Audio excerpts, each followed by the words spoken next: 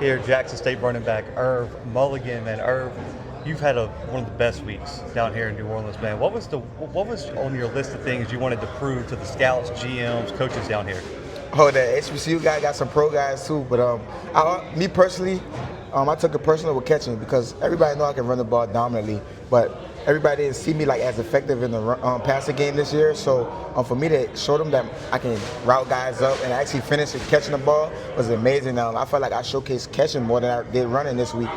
So it probably was because I put that more my main focus, but they saw me naturally inside zone runs, things of that nature. Like they know like that's my where I make my money at. So this week it was just going out there showing them that I can practice like a pro, move like a pro, and catch the ball like a pro.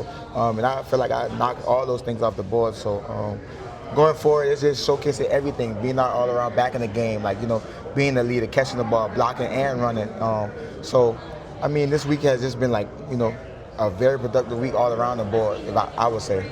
How many teams have you talked to, man? Have you felt good about any of your interviews? Any teams kind of standing out to you? Yes, sir. I went single all the team, but I would say I talked about like 20 teams, 20 organizations, maybe even more, but I just don't want to get ahead of myself, beside myself. But all of them stand out to me.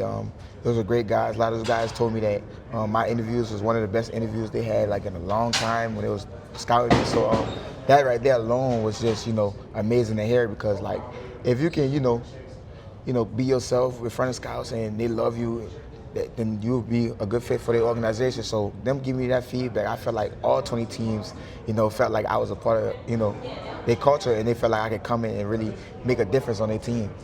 How did you feel about your combine performance, man? Did you hit all the marks you had set for yourself? Because, I mean, man, you're one of the top performers already, but anything you want to improve on for your pro day, man, or you feel really good about that combine performance? I mean, me personally, as a running back, they got a set agenda or like a set goal for running backs. Like, they want running backs to jump like a 35 and above, or bench a certain number, or run a 4.5. But I'm the type of guy, like, I like to be different. So I know the times and the measurements that I did get, it was a quick turnaround because, we just won a Celebration Bowl or whatever. So it was really fast for me. So I didn't really have enough time to really get into the things I want to get into. So I will say a few of my measurements I'm not happy with personally. Like I said, it's just a competitive thing and the nature in me.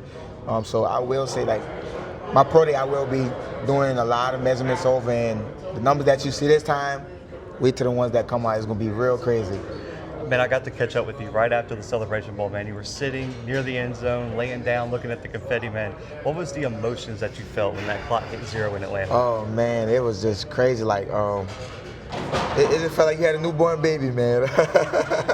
I'll be honest, because, man, it's just, like, as a senior, knowing that could have been my last game putting on helmet, shoulder pads, and cleats, it was just a blessing to know I went out the right way. And then with the guys and the coaches and the culture, this is what we said there at Jackson State. It was just a blessing, man. And just the start in Atlanta last year and the finish in Atlanta this year, it's just a blessing.